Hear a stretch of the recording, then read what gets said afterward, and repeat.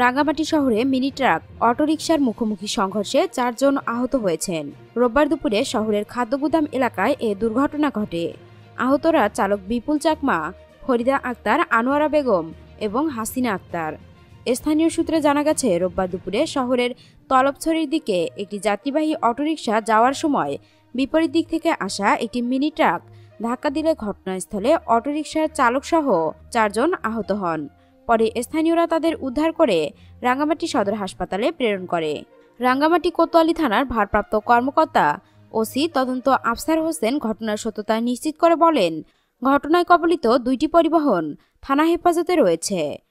Truck চালক পলাতক রয়েছে। এ ঘটনায় আইনানুগত ব্যবস্থা গ্রহণ করা হচ্ছে বলে পুলিশের এ কর্মকর্তা জানান।